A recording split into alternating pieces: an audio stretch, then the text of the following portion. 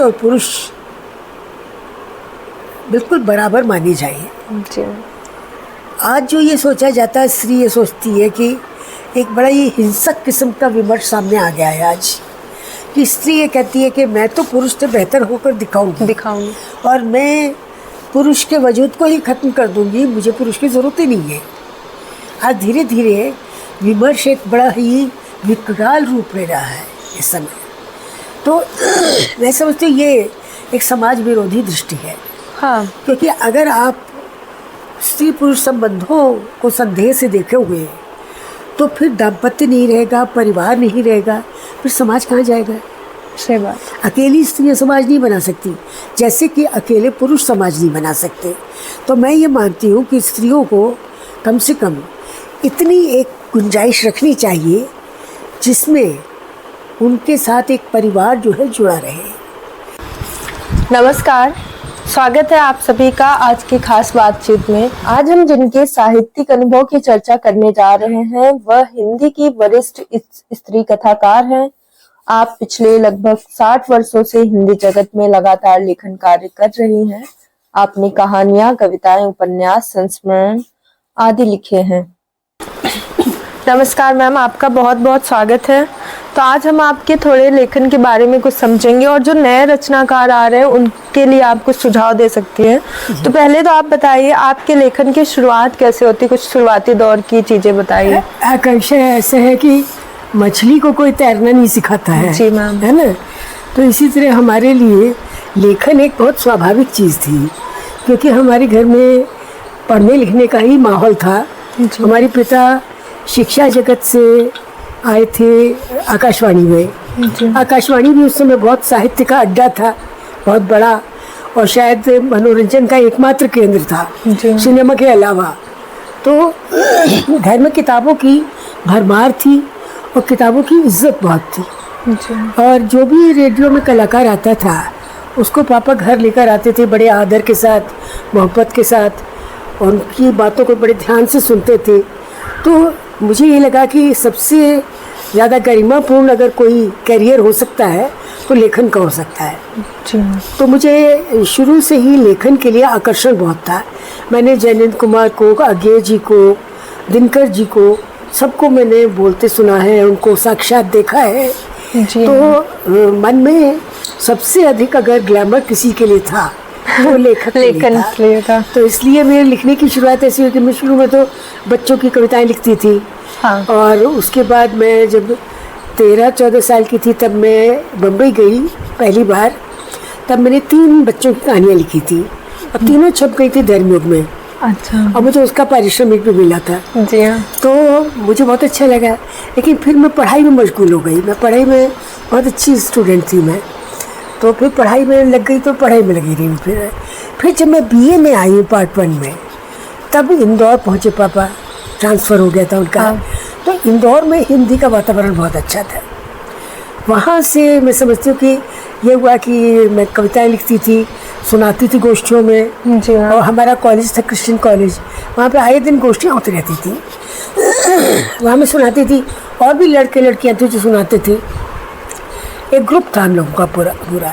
हम डिबेट में जाते थे, हम डिस्कशंस में जाते थे, रेडियो प्रोग्राम में जाते थे और हम लोग लिखते थे, कविता लिखते थे। तो वहाँ जो डेली पेपर थे वो इतवार के दिन पूरा साहित्य का एक पृष्ठ निकालते थे, एक नहीं 2-3 पृष्ठ निकालते थे वो। तो मेरी कविता हमेशा छपती थी उसमें। तो इस तरह से बहुत बढ़ावा भी मिला। फिर एक राजस्थान से मैगजीन निकलती थी लहर। अच्छा। वो हमेशा मुझसे कविता मांगते थे, फिर कहते थे कभी कि अब बहुत हो गई कविताएं, अब तुम कहानी लिखो। तो मुझे एक तरह से ट्रेनिंग मिलती गई लिखने की, और मुझे किसी की रोक टोक नहीं थी घर में, क्योंकि हमारे घर में लिखने को बहुत ही सम्मानजनक चीज़ मानते थे। तो लिखने की शुरुआत तो यही थी हमारी। जी मैम, लेकिन अभी लिखते हुए काफ़ी वर्ष हो गए, मतलब 60 साल से ज़्यादा से लिख रही हैं। तो उस दौर कैसा था वो दौर और आज का दौर, इसमें कैसा आप परिवर्तन देखते हैं? मतलब आज के विषय कैसे उठाए जा रहे हैं? देखो ऐसे तो अगर हम कहें उस दौर की तुलना में, तो हम यही कहेंगे कि उस दौर में लेखन की इज्जत बहुत थी। आज नहीं है उतनी। नहीं, आज है। आज ग्लैमर ज़्यादा है। ग्लैमर। उस समय ग्लैमर नहीं था। हम लोग एक कोने में बैठे लिखते थे 20 पैसे की डाक टिकट लगा के बुक पोस्ट भेज देते रचना, ना आज तक खोई ना कभी वापस आई, हमेशा छप गई। तो कभी सोचे नहीं, कभी आज भी मैं कॉपी नहीं रखती किसी चीज़ की, वही पुरानी आदत है मेरी। और आज में और पिछले वर्षों में ये अंतर है कि पहले लेखक को बहुत सम्मान दिया जाता था, अलग से एक कुर्सी उसकी होती थी कि भाई ये लेखक है, ये रचनाकार है। आज वो बात नहीं है, आज तो थोड़ा अजूबा ही माना जाता है लेखक, है ना? जी हाँ। और मैम एक ये बात बताइए कि जो आज के लेखक, उनके बारे में आप क्या महसूस करती हैं? ये आज के लेखक देखिए प्रयोग तो बहुत कर रहे हैं, जैसे हमने अपने ज़माने में प्रयोग किए और हमने 50 और 60 के लेखकों को पटकनी लगाई, जी। इसी तरह आज के जो लेखक हैं वो हम लोगों को भी पटकनी लगा रहे हैं और वो नए नए तरीके से लिख रहे हैं। पर आप ये नहीं देखते, जैसे सोशल मीडिया का जमाना, तो हमें क्या दिखता है कि आज प्रभाव या आकर्षण ज़्यादा, प्रचार ज़्यादा कर रहे हैं लोग। मतलब बहुत सारे पुस्तकें, ऐसी किताबें आ रही हैं जिनमें कंटेंट उतना अच्छा नहीं है, बस इतना ज़्यादा प्रचारित हो गई हैं, मतलब सोशल मीडिया के थ्रू, कि चारों तरफ वो आपको किताबें देखने को मिलेंगी, पर जब आप पढ़ना शुरू करेंगे तो आपको लगेगा ये क्या था, मतलब। हाँ, लेकिन आकांक्षा इसके लिए मुझे लगता है कि मैं दोष ज़्यादा माध्यम को दूंगी, लेखक को कम दूंगी। हाँ, क्योंकि आज के लेखक अगर ये कर रहे हैं वो मजबूर है, इतना माध्यम आपके सामने खोल दिया गया है, इतने सारे माध्यम आ गए हैं, इतनी सारी चैनल्स आ गई हैं, इतने ऐप आ गए हैं, उनके बीच में अगर आप विजिबल नहीं होंगे, अगर आप दिखेंगे नहीं, तो आपका लिखना व्यर्थ हो जाएगा, आपको कोई पूछेगा नहीं। पर क्योंकि आप लोग भी उन्हीं तक जाते हैं जो वहाँ दिख रहे हैं, उन्हीं की किताबें ढूंढते हैं आप, क्योंकि आपके पास और कोई माध्यम नहीं है जानने का। हाँ, आज शोध कार्य भी जो है, मुझे न जाने कितने छात्र हैं, शोध छात्र, जो व्हाट्सएप पे भेजते हैं अपने क्वेश्चंस कि मैडम इनके उत्तर लिख दीजिए। तो मैं यही कहती हूँ कि बेटे शोध तुम कर रहे हो, मैं नहीं कर रही, तो मैं क्यों करूँगी भाई इतनी मेहनत। हाँ। आप अपनी एक दो पसंदीदा कविता सुना दीजिए। मेरी अपनी लिखी अच्छा। या आपको कोई दूसरे राइटर की बहुत ज्यादा पसंद की हो, वो बता दीजिए। आपकी फेवरेट? देखो, मुझे ऐसे तो बहुत लोगों की कविताएं पसंद है, बहुत क्या बताऊं। और मेरे साथ मुश्किल क्या है कि मुझे गीत भी पसंद आ जाते हैं कई बार, और वो गीत भूलते नहीं है जो कभी लड़कपन में। तो बता दीजिए। एक मुझे याद है गीत जो मैं सुनती थी, बताइए, कोई शिव बहादुर सिंह भदौरिया के लिखा गीत था। अच्छा। पुरवा जो डोल गई, हाँ, घटा घटा आंगन में जूड़े से खोल गई, ब्याहों की बात चली अगले सहालत तक, बात बहुत छोटी थी, बहुतों को बहुत खिली, बहुतों को बहुत खली, पुरवा जो डोल गई। तो ये मुझे बहुत पसंद था, जाने क्यों। इसी तरह एक और था, शिवमंगल सिंह सुमन का गीत की कविता थी, कितनी बार तुम्हें देखा पर आंखें नहीं भरी, वो मुझे बहुत पसंद था। ये तो हो गए पुराने लोग, ये हमसे बहुत पुराने हैं, लेकिन हमें पसंद है क्योंकि लेखन में उम्र नहीं देखी जाती है, अनुभूति देखी जाती है। पर आज के जनरेशन को भी तो पुराने गीत कितने पसंद आते हैं, पसंद आते हैं। देखिए, दशक के 90 के फिल्मों के गाने कितने अच्छे लगते हैं, बहुत अच्छे लगते हैं। अभी तक तीसरी कसम के गाने हम लोग सुनते हैं, गजलें सुनते हैं, कालजयी होती मिर्जा गालिब को सुनते हैं, बेगम अख्तर ने गाया, तो वो कभी पुराना थोड़ी पड़ेगा, पुराने नहीं पड़ेंगे, वो तो आज भी पसंद किए जा रहे हैं। नए लोगों में मुझे बहुत ज़्यादा पसंद है कविताएं जो, तो केदारनाथ सिंह भी पुराने हैं, लेकिन वो बिल्कुल नई दृष्टि से लिखते हैं। उनने कहता है कहीं भी चले जाना लेकिन मत भूलना कि तुमने किसी देह का नमक खाया है। और ये कि जाना है, उसने कहा मैं जा रही हूँ, मैंने कहा जाओ, जबकि मुझे पता था कि जाना हिंदी की सबसे खौफनाक क्रिया है। और इसी तरह उनका कि उसका हाथ अपने हाथ में लेकर मैंने सोचा कि हाथ दुनिया को हाथ की तरह गर्म होना चाहिए। लेकिन मुझे अरुण कमल की कविताएं बहुत पसंद है, उनकी मैं बार बार कोट करती हूँ। अपना क्या है इस जीवन में, सब तो लिया उधार, सारा लोहा और लोगों का अपनी केवल धार। इसी तरह पवन करण के पास कुछ बहुत अच्छी पंक्तियाँ हैं। और बहुत से कवि हैं देखो नए, जो बहुत ही खूबसूरत पंक्तियाँ, निशांत के पास प्रेम कविताएं, बहुत खूबसूरत प्रेम कविताएं हैं। अब इस समय मैं इतनी जल्दी याद नहीं कर सकती, लेकिन मुझे पता है जब मैं पढ़ती हूँ तब मैं सोचती हूँ इसे मुझे याद रखना है कविता को। इतने नए लोग भी और बिल्कुल जो नई लड़कियाँ आई हैं वो भी बहुत अच्छी, सपना भट्ट की बहुत अच्छी कविताएं हैं, श्रुति कुशवाहा की, जोशना बनर्जी की तो एक कविता पिछले दिनों इतनी चर्चित हुई है जब वो अपने प्रेमी को सौंप रही है, उसकी अपने पति को सौंप रही है उसकी प्रेमिका के पास। तो क्या किस्म की कविता, ले जाओ इसे, अब ये मेरे किस काम का। याद है? नहीं, ये मुझे नहीं याद है। एक से एक कविताएं हैं। तो नए लोग भी देखो बहुत एक्सपेरिमेंट कर रहे हैं, और उस प्रयोग को, उस प्रयोगात्मकता की हम लोगों को इज्जत करनी चाहिए। बिल्कुल है ना, क्योंकि मुझे ये लगता है कि देखो रास्ता निकलता है ना तो बहुत सारी टेढ़ी मेढ़ी गलियों से निकलता है। बहुत सारे लोग लिखते हैं, उनमें होता है 3/4 तो विलुप्त हो जाते हैं, 1/4 बचते हैं, और वही फिर आगे रास्ता दिखाते हैं। उनके हाथ में लालटेन होती है। और आप अपना पसंदीदा लेखक और 3-4 पसंदीदा किताबें हैं?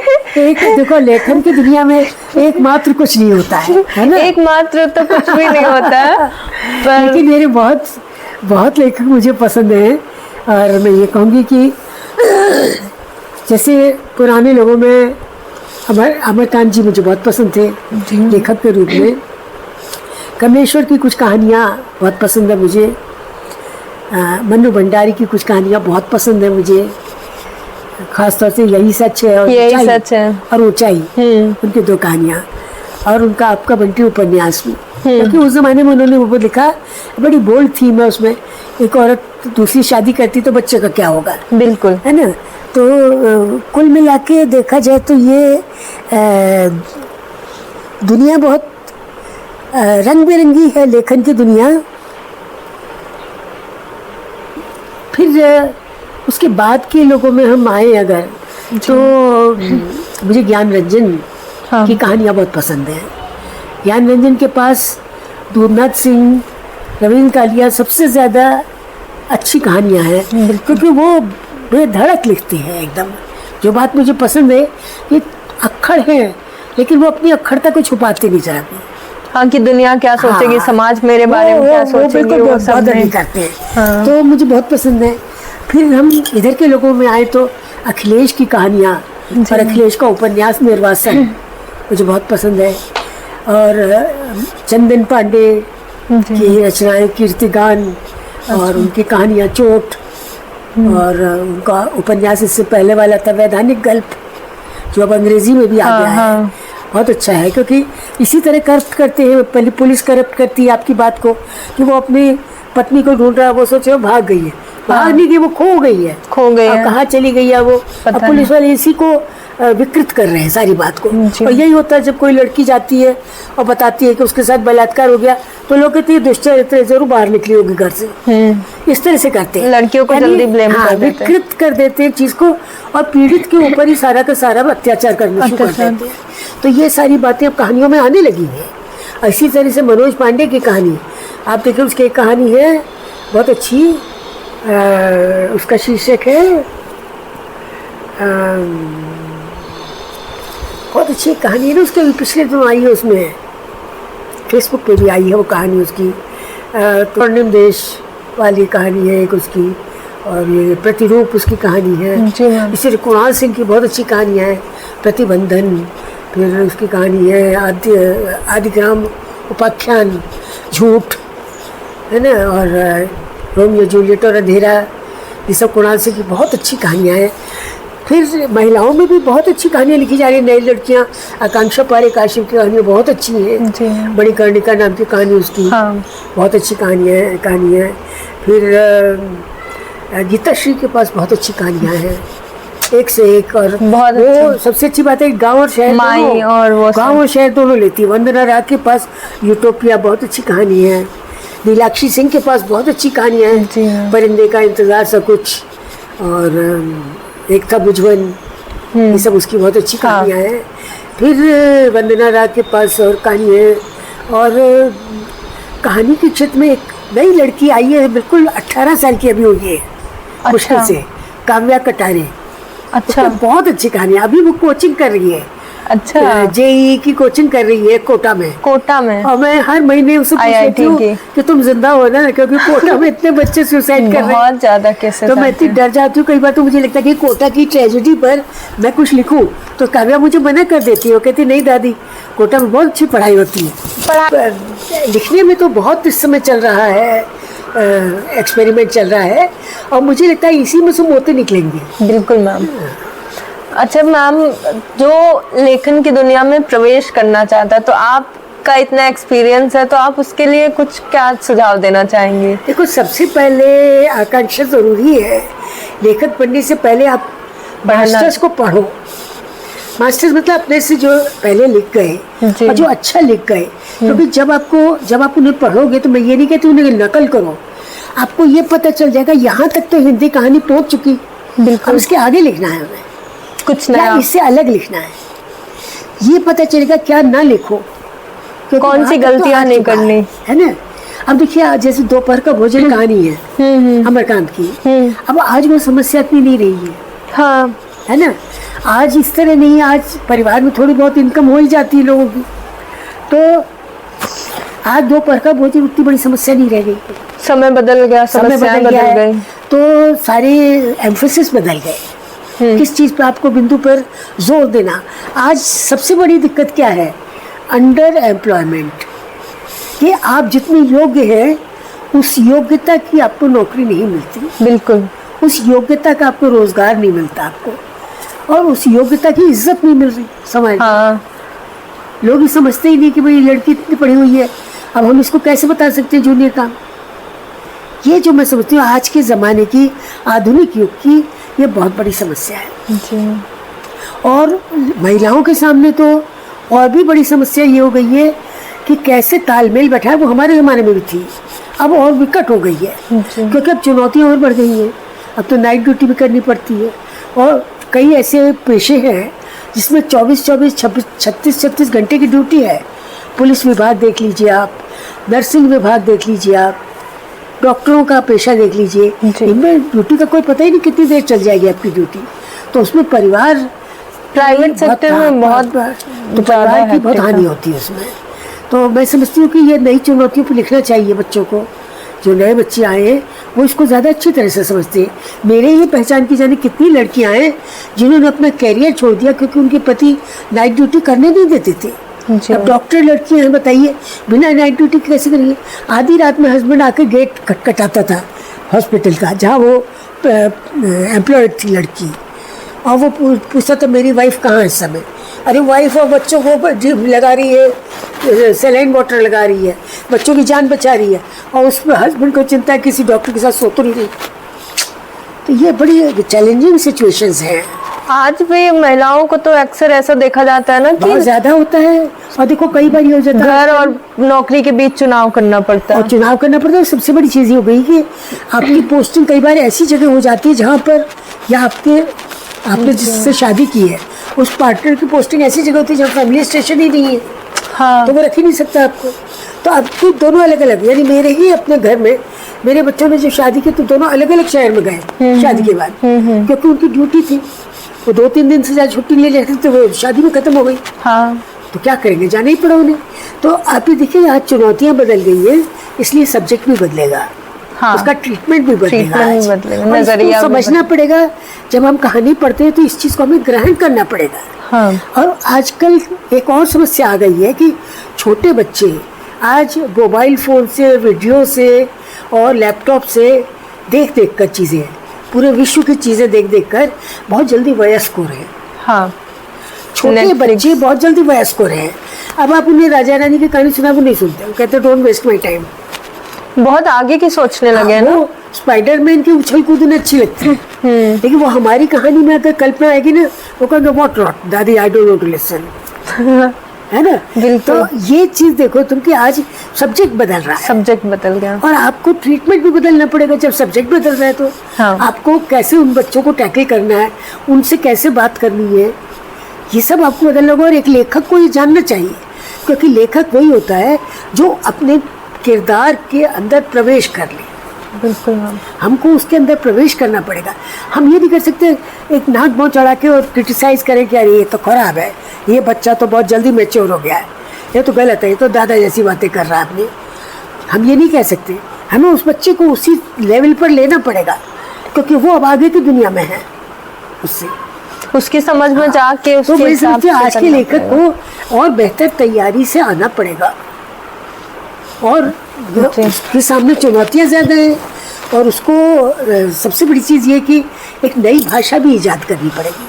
भाषा भी थक जाती है, देखिए शब्द शिथिल होते जा रहे हैं, जी। उन्हीं शब्दों में नया अर्थ भरना पड़ेगा आपको, तभी नयापन लगेगा ना नहीं तो कुछ। डिक्शनरी के तो सब शब्द क्लीशे बन गए। हाँ, अब वो शब्द जो इतने पालतू फालतू है ना, बोरिंग हो अति जाएगी, परिचित हो गए हैं, तो अब आपको उनमें नया अर्थ डालना पड़ेगा, नया रंग भरने पड़ेंगे। और मैं देखती हूँ कि इधर बच्चे जिस तरह लिख रहे हैं, छोटे छोटे वाक्य लिख रहे हैं, और उन वाक्यों गहराई। में भी वो इतना व्यंग डाल रहे हैं कि जो आसानी से आप नहीं समझ सकते, आप थोड़ा भेजा लगाइए तभी समझ में आएगा।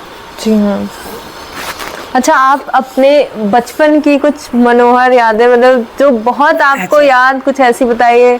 देखो ऐसा है, हमारे समय में बचपन जो है एक तरफ तो बहुत निश्चिंत और बेफिक्र था, लेकिन दूसरी तरफ ये था कि मैं बचपन में बीमार बहुत रही। जी हाँ। मुझे चेचक हुई, और मुझे डिप्थीरिया हुआ, और मुझे काली खांसी, और एक साथ हुए थे वो, और ये तीनों घातक रोग थे। उस ज़माने में कोई इसका टीका वीका नहीं था, ये चेचक का था, पर वो मुझे लगवाया नहीं। मेरी दादी ने कहा कि 2 फोड़े और करके चला जाएगा वो घाव, हाँ, हाँ। और मेरे बदन में फुंसियाँ निकली हुई थी, तो उन्होंने लगवाई नहीं, और लगवाया नहीं उन्होंने, तो फिर मेरी चेचक निकल गई। 2 साल की थी जब निकल गई, तो मेरी बहुत बीमारियाँ हुई मेरे बचपन में। तो 3 साल तक तो मेरे को घर में बैलगाड़ी कहते थे सब, क्योंकि मैं चल ही नहीं पाती थी, बहुत कमज़ोर थी, तो घिसट घिसट के चलती थी मैं। किसी ने सोचा ही नहीं था कि कभी चल भी पाएगी, हाँ। जब मेरे माता पिता ने, और वो सोचते थे कि ठीक है जी गई तो ठीक है, और उस ज़माने में तो इलाज भी नहीं थे, बस क्या लाल पर पोटेशियम पर मैग्नेट के पानी से नहला देते थे मुझे, हाँ। और नीम की पत्तियाँ मेरे साथ समझ सिरहाने रख देते थे। खैर मैं जी गई, जी। इसका मतलब मैं बहुत सख्त जानू हूँ। सशक्त। जी नहीं, उसके बाद ये है कि मैंने अपने अंदर से ही, मेरे दिमाग से, या मेरे पापा का मेरे ऊपर बहुत प्रभाव है, हाँ। बहुत ज़्यादा। तो मैंने देखा कि मैंने ये पाया कि मैं और कुछ नहीं कर सकती, तो कम से कम लिख और बोल सकती हूँ।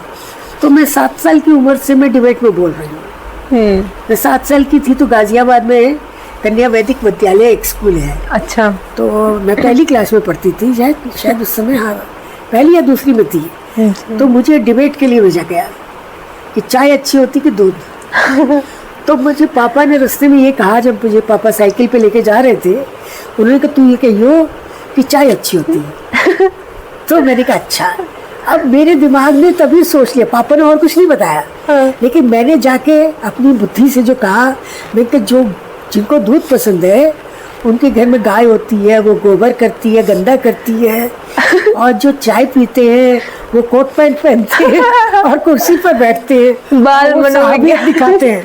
तो मैंने ऐसी ऐसी विचित्र बातें कही, सब कहने लगे किसकी लड़की है भाई, ये क्या बोल रही है। और मैं इतनी छोटी थी कि मैं माइक तक पहुंच नहीं पा रही थी, तो मुझे टेबल पर खड़ा कर दिया गया था।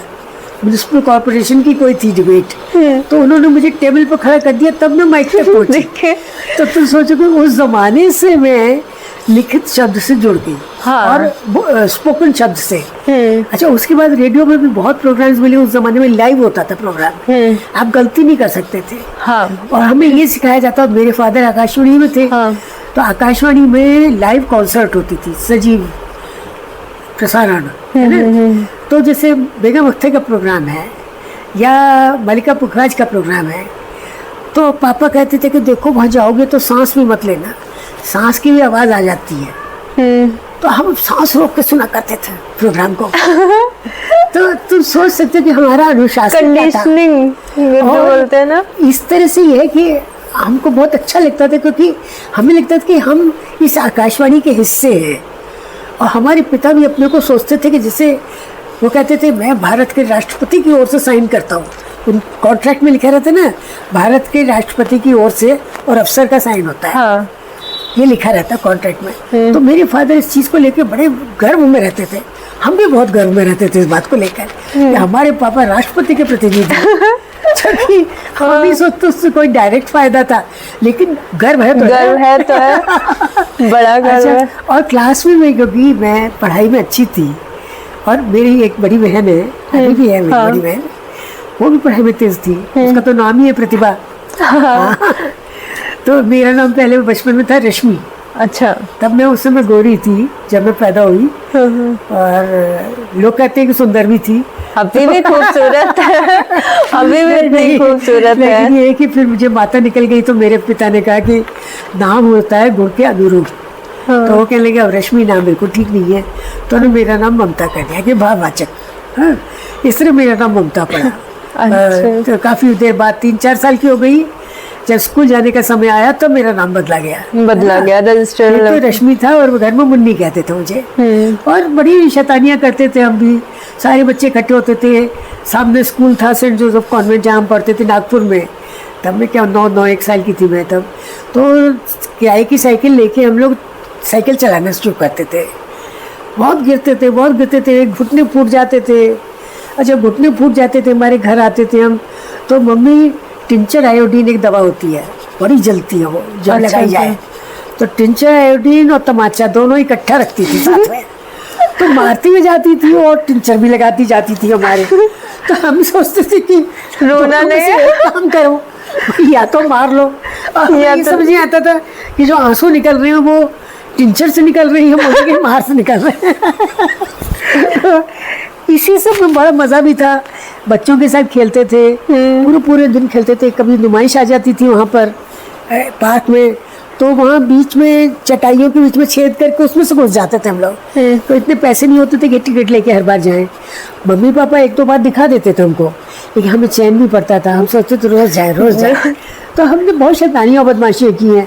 एक होटल था, वह कोई औरत, क्रिश्चियन औरत जो थी, वो कागज़ के फूल बनाती थी। फूल बनाने के बाद कतरने जो फेंक देती थी मुंडेर के नीचे, वो होटल में कहीं रहती थी ग्राउंड फ्लोर में। तो हम लोग वहाँ धूप में जाते थे। नागपुर की गर्मी बहुत प्रचंड गर्मी होती है, मतलब 50 डिग्री भी टेम्परेचर हो जाता है वहाँ। हम लोग को चिंता नहीं, हम धूप में, भरी धूप में निकलते थे बच्चे सारे, और वहाँ जाके वो कागज बीन के लाते थे, रंगीन कागज। फिर उनको यूं करके मोड़ के छोटे छोटे फूल बनाते थे हम लोग। हम लोग को यही सब शौक थे उस समय के। और छोटे शहर में तो लगता है कि इतना मन लगता है इन सब बातों में ना, और कुछ नहीं। तो वहाँ एक सनीचर का बाजार लगता था बम्बई में, अंधेरी में। तो मम्मी कहती कि चलो सनीचर के बाजार। अब मेरे को उससे बहुत डर लगता था, क्योंकि मम्मी तो मोल भाव कर रही और हमें थैले पकड़ा देती थी। तो थैले पकड़ के हमें आना पड़ता था। तो कुछ बातें अच्छी नहीं लगती थी हमको अपने बचपन की। और लगता था कि कोई बच्चा देख लेगा, हम क्या सोचेगा। कोई एजुकेशन में पढ़ते थे, हम सोचते कोई लड़का देख लेगा तो क्या कहेगा भी कि बनता तो ऐसा और ये क्लास में फर्स्ट आती है। तो यही सब। कभी शूटिंग देखने जाते थे बॉम्बे में, जब थे देखने हमारे स्कूल के पास ही 2 स्टूडियो थे। अच्छा। तो हमने देवानंद को, गीता बाली को, सबको देखा हुआ लाइव। हाँ, मजा आता था इन सब काम में। मेरी बहन के पास एक इतनी मोटी कॉपी थी जिसमें फिल्मी गाने लिखे हुए थे। तो वो गाती थी, बहुत अच्छा गाती थी, बहुत अच्छा अभिनय करती थी, नृत्य बहुत अच्छा करती थी वो। और बहुत बड़े नाम कमाया था उसने अपना। हमें ये सब नहीं आता था, हम खाली लिखते थे। अच्छा मैम बताइए, आपने रवि कथा तो लिख दी, अब अपनी आत्मकथा कब लिख रही हैं? हर एक तरह से सब कुछ आ गया। देखो, जब लेखक कुछ लिखता है तो उसका आत्म बहुत कुछ आ जाता है। जी हाँ। रवि कथा के बाद तद्भव में छपा है शेष कथा। हाँ। उसमें भी काफी बातें आ गई, क्योंकि जीवन जो होता है ना, बड़ा गड्ढमड्ढ होता है। जब आप किसी के साथ रहते हैं तो आपका शामिल जीवन हो जाता है, अपना अकेले का नहीं बचता। नहीं, अकेले का बचता है। रात के 11 बजे के बाद अकेले का बचता है। जब हम लिखने बैठते हैं तब हम बिल्कुल अकेले होते हैं, और तब हमारे ऊपर कोई प्रतिबंध नहीं होता, किसी का कोई लिहाज नहीं होता। तब आप ना किसी की पत्नी होते, ना किसी की माँ। तब आप लिखने तब केवल लेखक होते हैं उस समय। तो इसलिए आप लिख भी सकते हैं। और जिन लोगों को ये चिंता रहती ना कि अगर पापा ने पढ़ा तो क्या होगा, अगर भाई ने पढ़ा तो क्या होगा, तो आप कभी लेखक नहीं बन सकते। डर आप जिसके और कुछ अंदर। भी करेंगे, क्योंकि लेखक वो होता है जो बिल्कुल निर्भय होता है। हाँ वो लिखेगा जिस समय, उस समय वो नकाब मास्क पहन के नहीं लिखता है ना, वो मास्क उतार देता अपने सारे निष्कवच होके आप लिखते हैं। जी। तो मैं समझती हूँ कि लेखक के लिए ये बहुत ज़रूरी है। और रवि कथा और शेष कथा मैंने इसलिए लिखी क्योंकि एक तो अखिलेश का बहुत आग्रह था कि मैं रवि कथा लिखूँ। उस समय जब मेरा दिमाग एकदम ब्लैंक था रवि के डेथ के बाद, जी हाँ। क्योंकि रवि बहुत जल्दी चले गए और अचानक चले गए, और कैंसर ऐसी बीमारी है कि वो किसी को छोड़ती नहीं है। तो जब रवि चले गए तो मेरे को जो रवि अखिलेश ने कहा कि ममता जी आप रवि कथा लिखिए रवि के बारे में, तो मैंने कहा अखिलेश मैं नहीं लिख पाऊंगी, मेरा दिमाग एकदम ब्लैंक है, अब मैं नहीं लिख पाऊंगी। तो उसने कहा नहीं आप जो मर्जी लिखिए, उल्टा सीधा जो मर्जी लिखिए, बस आप लिखिए। हाँ। ये कह के वो तो लखनऊ चले गए, है ना। उसके बाद मैंने सोचा मैं क्या लिख सकती हूँ आखिर। फिर मेरे मन में ये भी आया कि अगर मैंने नहीं लिखा तो और कौन लिखेगा, और कौन रवि के लिखेगा? बारे में। बच्चे लेखक नहीं है, और रवि के जो दोस्त थे उन्होंने वही जीवन जिया, हो सकता है वो ना खोलना चाहे। हाँ ये भी बात है, क्योंकि जो साथ साथ मज़े करता है, साथ साथ गलतियाँ भी करता है, सब एक साथ नहीं खोलते हैं उसको। वो जो दूसरा एक देख रहा है तटस्थ होकर, वही देख सकता है इसको। तो मैं तो सब देखती थी ये सब बेवकूफ़ियाँ कर रहे हैं, लेकिन साथ ही साथ मैं उसमें शामिल इस तरह रहती थी कि भाई मैं मौजूद रहती थी वहाँ पर। हाँ। है ना। तो मुझे सब जब मैं लिखने लगी तो वो रिकॉल करती गई, यादें आती गई, पीछे ले जाती रही मुझे। तो लिखना मुझे बहुत आसान भी लगा। हाँ। क्योंकि मैंने थोड़े 2 चैप्टर शुरू के लिखे हैं उनकी तकलीफ के बारे में। उसके बाद मैंने कहा मैं किसके बारे में लिख रही हूँ। रवि तो हंसने वाले आदमी थे, इतने खुशदिल आदमी थे, इतने जिंदा दिल थे वो, कुर्सी समेत हंसने वाले, जैसे पंजाबी कैरेक्टर होता है ना। तो वो बड़े खुले दिल के आदमी थे, इसी तरह वो जिए, बड़े बबर शेर की तरह जिए वो। हाँ। तो कभी आज तक वो डरे नहीं, बीमारी से भी नहीं डरे वो कभी अपने। तो फिर मैंने उनके प्लस पॉइंट्स लिखने शुरू किए कि जैसे वो जीते थे जिस अंदाज में। अभी शेष कथा में जब तुम पढ़ोगी तब तुम पाओगी कि कितनी सारी ऐसी बातें थी। वो बेचारे किसी गलती में पड़ जाते जो उन्होंने नहीं की गलती, उसमें भी पड़ जाते थे। क्योंकि एक सेंसिटिव आदमी के साथ यही होता है कि आपने खड़े होकर जरा पूछ लिया किसी से, अरे वहाँ क्या गड़बड़ है, वहाँ क्यों भीड़ लगी, और आप पता चलो उसके अंदर शामिल हो गए। ये होता है अक्सर, जो बेचारा भला आदमी है वो हमेशा बीच में फंस जाता है। तो इस तरह से लिखा गया। तो मेरा अपनी आत्मकथा लिखने का बिल्कुल इरादा नहीं है क्योंकि बहुत आ गया, कहानियों में आ गया, शेष कथा में आ गया, रवि कथा में आ गया, अलग से नहीं लिखूंगी अपना जीवन। तो बहुत सारी ऐसी चीजें होंगी ना जिससे लोग बहुत प्रभावित हो सकते हैं आपके जीवन से। तो वो तो लिखना हर एक के जीवन में होती है ये बातें, पर सबके पास वो क्षमता नहीं होती ना लिख देने की। एक उपन्यास लिखना चाहती हूँ मैं, खाली आखिरी किताब अपनी। जी हाँ। पापा शीर्षक से, पापा के बारे में। हाँ। तो उसमें मेरा भी जीवन आ ही जाएगा काफी बचपन से। क्योंकि पापा ने जिस तरह अपने जीवन को बनाया ना, वो मेरे सामने बहुत बड़ा आदर्श है। क्योंकि वो कहाँ एक आढ़तीय परिवार के थे, हम तो अग्रवाल लोग हैं। हाँ। है ना। तो कहाँ वो अपने पिता के व्यापारी पिता के चंगुल से निकले, पहले टीचिंग लाइन में गए, प्रिंसिपलशिप तक पहुंच गए, डिग्री कॉलेज के प्रिंसिपल थे, फिर यूपीएससी एग्जाम दिया उन्होंने, फिर गैजेटेड ऑफिसर की पोस्ट पे आ गए। वो आकाशवाणी में रहे, आकाशवाणी से जिस दिन रिटायर हुए उसी दिन उन्हें गाजियाबाद में जहाँ पहले काम करते थे शंभू दयाल कॉलेज, उन लोगों ने रख लिया उन्हें मैनेजिंग सेक्रेटरी के रूप में। तो वो आखिरी तक वो काम करते रहे, है ना। तो मेरे सामने उनका जीवन बड़ी कर्मठ जीवन है, और मैं भी ऐसे ही है। मेरे जीवन में एक भी दिन सुस्ती का आता ही नहीं है। पस्ती सुस्ती ये सब मैंने अपनी शब्दकोश से बाहर धकेल दिए हैं शब्द। जो आपने बचपन से देखा वही आप भी कर रहे हैं। हमारे यहाँ तो बहुत बुरा माना जाता था कि दोपहर में सो गए या रात को जल्दी सो गए, तो कहते थे इनको कोई काम नहीं है, मनहूस की तरह के लाइट बंद करके सो गए अभी सी है। तो हमारे तो ये होता है कि पढ़ते पढ़ते जब किताब गिर जाती है तब समझो कम सो गए, इस तरह की हालत है हमारी। तो अभी भी मैं पढ़ रही हूँ, कोई ना कोई किताब पढ़ी हुई, सब कुणाल की कहानियाँ पढ़ रही हूँ, है ना। तो परसों तक बैठ के मैं मनोज की कहानियाँ पढ़ रही थी। तो मुझे नए लोगों को पढ़ना अच्छा लगता है। अगर वो बीच बीच में कहीं गड़बड़ियाँ भी करते हैं तो मैं उनको भी नंबर देती चलती हूँ कि यहाँ कुछ गुंजाइश गड़बड़ देती किया। चलती हूँ कि भाई आगे चल के और इससे अच्छा लिखेंगे, बिल्कुल है ना। संभावना तो मुझे, रहती हाँ, है ना। मुझे बहुत उम्मीद है कि आगे चल के जितेंद्र श्रीवास्तव की बात बहुत अच्छी करते हैं, जी मैम। ये कितनी अच्छी करता है उनकी ये कोविड के बारे में अपनी, कि बुखार, उनको बुखार चढ़ा हुआ है तो उन्होंने लिखा कि बुखार तो मेरा उतरा, हल्की तुम हो गई। उनकी पत्नी वरी करती हुई बैठी उनके पास, हाँ हाँ। तो उन्होंने कहा कि बुखार तो मेरा उतरा, हल्की तुम हो गई। ये लिखा उन्होंने, बहुत अच्छी लाइन है। अच्छा मैम, स्त्री लेखिकाओं से अक्सर एक प्रश्न पूछा जाता है स्त्री विमर्श के बारे में, हाँ। तो आपका नजरिया क्या, आप स्त्री विमर्श को किस दृष्टिकोण से देखती हैं? कि मैंने तो क्योंकि इतना लंबा और इतना अलग किस्म का दाम्पत्य जी जिया है, मैं स्त्री विमर्श को इस तरह देखती हूँ कि स्त्री और पुरुष बिल्कुल बराबर मानी जाए। जी। आज जो ये सोचा जाता है, स्त्री ये सोचती है कि एक बड़ा ही हिंसक किस्म का विमर्श सामने आ गया है आज, कि स्त्री ये कहती है कि मैं तो पुरुष से बेहतर होकर दिखाऊंगी और मैं पुरुष के वजूद को ही खत्म कर दूंगी, मुझे पुरुष की ज़रूरत ही नहीं है। आज धीरे धीरे विमर्श एक बड़ा ही विकराल रूप ले रहा है इस समय। तो मैं समझती हूँ ये एक समाज विरोधी दृष्टि है। हाँ। क्योंकि अगर आप स्त्री पुरुष संबंधों को संदेह से देखे हुए तो फिर दाम्पत्य नहीं रहेगा, परिवार नहीं रहेगा, फिर समाज कहाँ जाएगा? सही बात। अकेली स्त्री समाज नहीं बना सकती, जैसे कि अकेले पुरुष समाज नहीं बना सकते।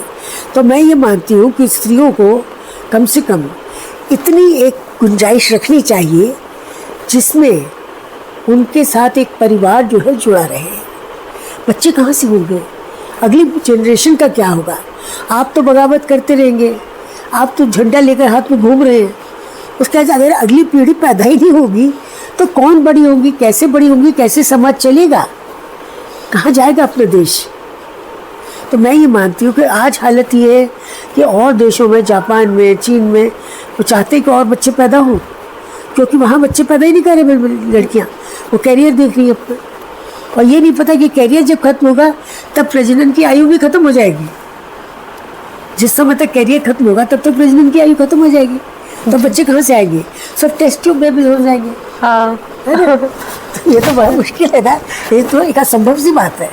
हाँ, कई बार क्या होता है, लड़ाई में हम गलत मुझे लगता है कि ये थोड़ा सा इतना विकट नहीं होना चाहिए स्त्री विमर्श को, जैसा कि हो गया है ज़्यादा। हाँ, और मैं ये मानती हूँ कि मैं इसीलिए कहती हूँ अपने लिए कि मुझे मानिए कि मैं गुलाबी फेमिनिस्ट हूँ।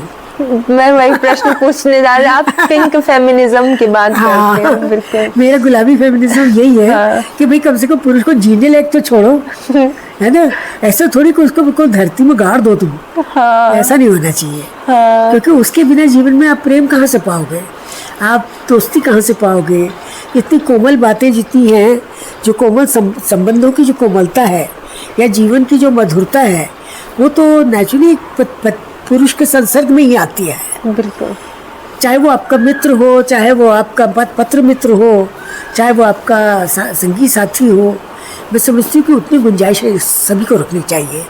क्योंकि हम लोग को रोबोट नहीं बनना है। रोबोट में और हम में यही फ़र्क है, रोबोट के पास भावना नहीं है। भावना मर जाएगी तो इंसान नहीं हम लोग जो है भावना पर जीवित है। जी।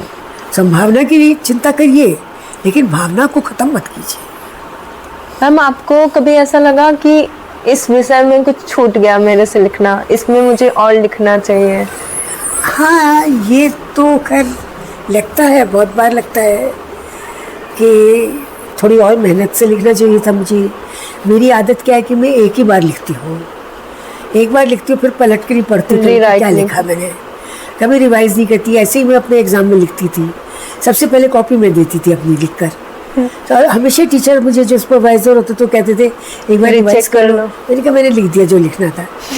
तो ये आदत मेरी लेखन में भी है कि मैं पलट के कभी नहीं देखती कि मैंने क्या लिखा। ये गंदी आदत है और इसको सुधारना चाहिए। मैं सोचती हूँ कि मुझे थोड़ा मेहनत से लिखना चाहिए, पर साथ ही मैं अपने को जस्टिफाई करती हूँ ये कहकर कि मैं मेंटली उस चीज़ को बहुत दिनों तक सोचती रहती हूँ। तो जो रिवीजन है ना, वो एडिटिंग यहाँ पर हो जाती है थोड़ी। फिर जब दिमाग- प्योर फॉर्म होता है वो लिखती मुझे है। लगता है कि शायद मैं ऐसा करती हूँ। अब तुम पढ़ना लेटेस्ट तब मुझे बताना कि जी क्या मैम। ऐसा लगता है कि नहीं शेष कथा में, क्योंकि मैम। मैंने कई तरह से शुरू करके छोड़ा है। जैसे वो पापा उपन्यास जो है मैं अब तक 10 तरीके से शुरू करके और काट चुकी हूँ। समझ में नहीं आ रहा है इसको थर्ड पर्सन में लिखूँ कि फर्स्ट पर्सन। फर्स्ट में लिखूं। फर्स्ट पर्सन में लिखूँगी तो बहुत निकट आ जाएगा विषय। थर्ड पर्सन में लिखूंगी तो कहीं ज्यादा दूर हो दूरी ना हो जाएगा, जाए। बीच का तो अभी रास्ता। बीच का रास्ता लेना है कुछ, है ना। पर ऐसा कभी लगा कि आपने कुछ आपका बहुत दिनों से चल रहा हो पर कुछ ऐसा काम आ गया तो नहीं लिख पाया, टल गया, कुछ ऐसा छूट ऐसा गया? तो बहुत बार हुआ है बेटे। तो मैं ये बताया कि हम जैसे जो पूर्णकालिक लेखक हैं, अब हम तो पूर्णकालिक लेखक हैं, जी मैम। तो हम कहीं ना कहीं से गुंजाइश निकाल लेते समय की। आधी रात में उठ जाती हूँ मैं, तो 3 बजे उठ जाती हूँ, 3 से 4 बजे तक। हाँ, अपने डायरी में काटा कूटी की, लिखना उचना किया, कुछ चित मकौड़ा बनाया और उसके बाद फिर सो गए 4 बजे। तो जो ख्याल आया लिख हाँ, दिया। मतलब मैं लेखन में अराजक हूँ थोड़ी। हाँ। लोग जीवन में अराजक होते हैं, मैं जीवन में तो अराजक नहीं हूँ, लेकिन लेखन में अराजक हूँ। एक सवाल ये है कि हाँ। आप कैसे चाहते हैं कि लोग आपको किस रूप में याद रखें? मैं सोचती हूँ कि मुझे एक अच्छे मनुष्य के रूप में याद रखें। लेखक भले माना ना माने, एक मनुष्य अच्छे मनुष्य के रूप में याद रखें कि कभी किसी का बुरा नहीं चाहा, कभी किसी का बुरा नहीं किया मैंने आज तक। नौकरी में भी कभी नहीं किया, कभी किसी को बिल्कुल। पनिश नहीं किया। मानती हूँ कि सबसे पहले तो मुझे एक अच्छा मनुष्य समझे, जी। और थोड़ा बहुत लेखक भी समझे तो कोई बुराई नहीं है।